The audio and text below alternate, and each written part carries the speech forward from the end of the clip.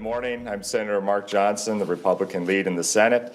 It's good to see you all here on this Monday morning of the never-ending winter, it seems like. Got another snowstorm coming through. But thank you so much for being here this morning. We want to take a moment this morning as we get going. There's a lot of activity going on today, especially when we're on the House side concerning bonding. And we want to make sure that our position is very clear. We've been talking about this for the last 2 weeks, that we have a position right now in the Senate where we want to make sure that that bonding bill gets through. However, we do have a concern, and that's for Minnesotans getting the tax cut that they deserve, making sure that the surplus comes back to them. So as the House continues to debate, starting at 3 o'clock, the bonding bill, we just want them to know that bill is going to be dead on arrival, because we believe that we need to see some tax cuts tied to that. Now, this is March 6th. This is probably one of the earliest bonding bills that has gone through. Typically, the bonding bill is the last thing to leave the session.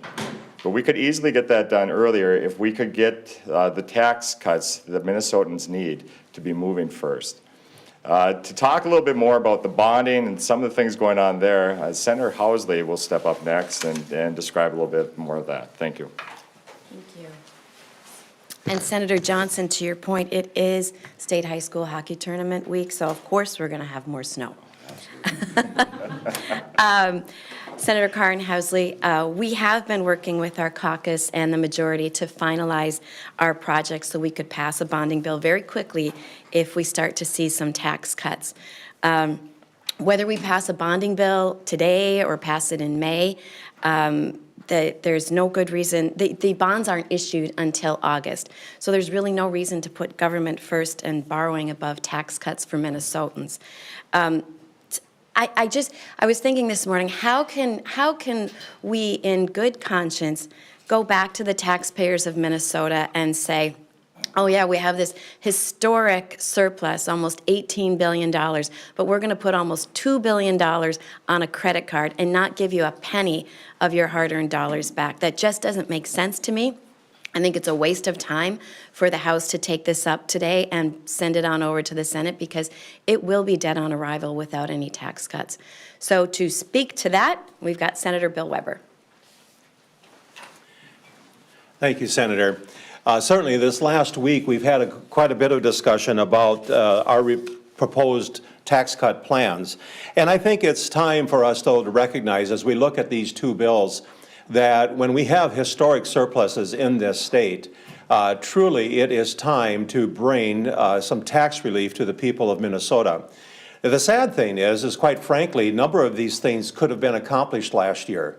Had the governor not kept the House DFL from coming back to the table to pass the final conference report, we would have had Social Security already eliminated from the tax stream in Minnesota. But that did not happen.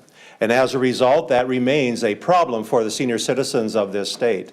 And so as we go forward, we all know that we just need a simple majority to pass a tax bill. Both tax bills and bonding bills have to originate in the House. And so today we would encourage the House to consider bringing about tax relief for Minnesotans. I give the Senate tax chair credit. She has already heard a bill that would eliminate state income tax on all Social Security benefits, and we stand ready to help her pass that bill. And so at this point in time, I think we'll open it up for questions and take it from there. What do you need to see to get on board with the bonding bill? I mean, you said what specifically would get you on board? If they went ahead and proceeded with the tax cuts and made sure that they will carry through on what they say is a priority to give tax cuts to the people of Minnesota, that would certainly go a long ways to us being able to support a bonding bill. We all recognize that there is a need for a bonding bill, but if you're going to leave the tax bill, wait till the end of session, now what are you looking at? You're looking at a proposed increase, what, $11 billion in the budget? How much of that surplus is going to be left by the end of session? So I think that's one of the reasons we want to see tax cuts for the citizens of Minnesota front and center. But do you need the tax bill to pass off the Senate floor, or just inclusion of tax cuts in the Senate version? Because there's also disagreement, as you know, between the House and the Senate about what to include already in the tax bill. Tax bills have to originate in the House as well. So for there to be a meaningful tax bill, it's going to have to come over from there. But you want the House bill, you want the tax bill to pass. Does the tax bill have to pass the Senate before you're willing to put up the votes for bonding? Or is like inclusion of certain provisions in a draft enough for you? You know, at this point in time, we're talking about a discussion, a higher level discussion that will occur between the minority leader and the majority leader at that point. But do you need, Elsa, do you need any sort of amount on tax cuts? I mean, just tax cuts, it's, what do you need anything specific, or? And if you recall last week, we put out the Give It Back proposal that we had. And so you can check the numbers on there. Everything Social Security, that we had full elimination of the Social Security, the taxation on the benefits there, the child care tax, or the child tax credit that we had as well, the lowering the tier, the property tax relief. Those are the ideas that we want to see come forward. We want to see those pass off the Senate floor, and then we can give up our votes. Because right now, they can just do a simple majority on the tax bill, right? So our only ability to guide this is through our bonding bills. So this is our leverage. We can have those negotiations and discussions, but that's very, very critical to have assurance that those issues will get done. Some of them, all of them, or is that the starting point for negotiations? Absolutely, that's our proposal right now. And so, I mean, if they want to come and have negotiations and talk about it, but this is what Minnesotans want. This is what came to us through months of door knocking, of conversations with Minnesotans. So this isn't our ideas, this is Minnesotans' ideas and what they've asked for. If the end result is that you don't get that, package of tax cuts, but they just go with cash in some form for a lot or most or all of this big capital investment project, is that a win for you? Is that fine for you? Do you oppose that? How would you react to that?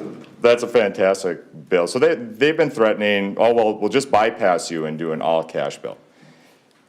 Just the idea that they're going to try to bypass half of the legislature in order to get an all-cash bill done, to avoid giving tax cuts back to Minnesotans, and they should be ashamed to even bring that up, to threaten that. They'd rather do a cash bill than to give tax cuts to Minnesotans. This is not something that Minnesotans have been asking for. They want the bonding, they want the projects done, but they also want relief. So the idea that they're going to try to avoid that through a cash bill, that's kind of a shame on them. So there's nothing specifically in these bonding bills that you disagree with. It's mainly just that you're losing the chance to use this as leverage. Yeah, absolutely. I mean, so the idea that this is the 2022 bill, I mean, we can disagree on that, and Karin, you can probably talk to that as well, but we didn't see the bonding bill last year. So, I mean, but the projects that we've seen come through this year, I think that we can get behind it. Wastewater, infrastructure, roads, bridges, that's the type of things Minnesotans need, right? I mean, I just drove down last night and was very, very thankful for the snow plows out there and the good roads.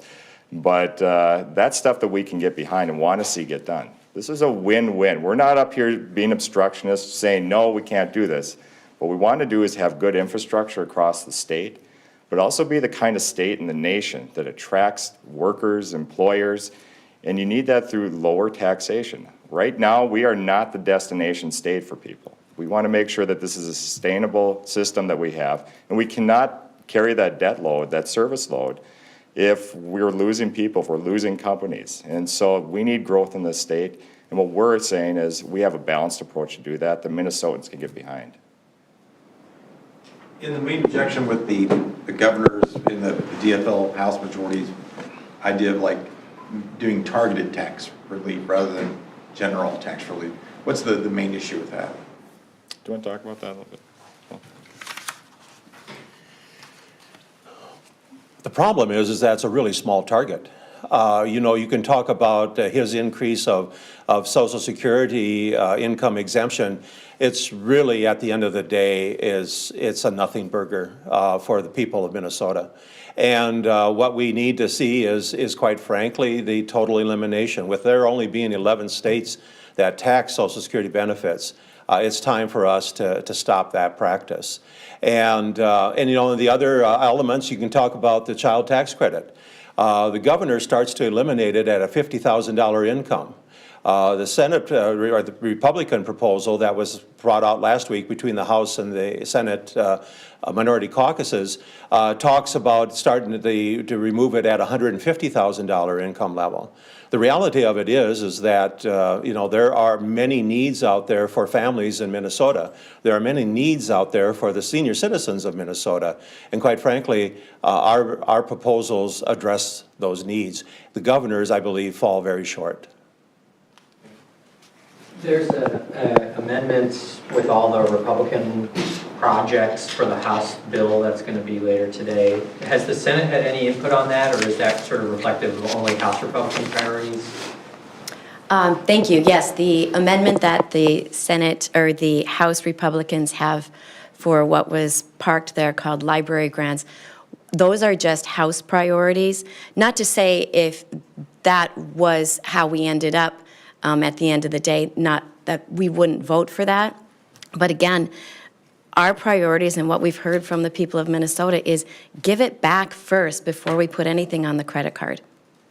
And as for the 2022 bill, I know I've heard them say a lot that this is the 2022 bill, let's push it on through. Well, also in 2022, there was an agreement on Social Security giving those tax dollars back to our seniors. Like, let's start there and get that money back to our seniors. And this 2022 bill is not 2022 bill, it is a 2023 bonding bill. So much has changed. There's $400 million more in this bill. A lot of the projects have changed. There's probably 40% different projects in this bill. So this really is a 2023 bill. So if we're talking 2023 and we were knocking on doors in 2022 and they're asking for this historic surplus back to the people, that's what we want to see done first. The GO bond supermajority in the Senate, is it 41 votes? Or? Yeah, we need 11. 42. So. Okay. Thanks. All right. Thank you. Thanks, everybody. You're staying busy. Yeah.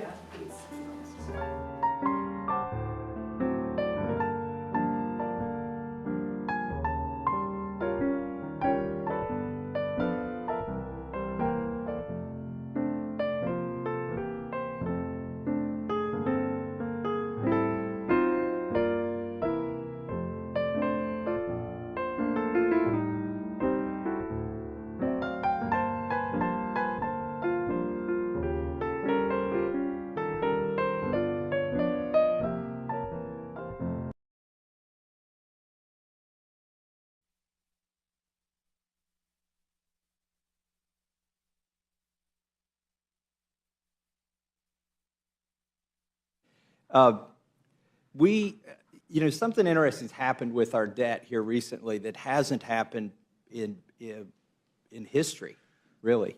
We got to about $26 trillion by borrowing money. And then most recently when COVID hit and the first $2 trillion package came to the floor, there weren't $2 trillion to borrow.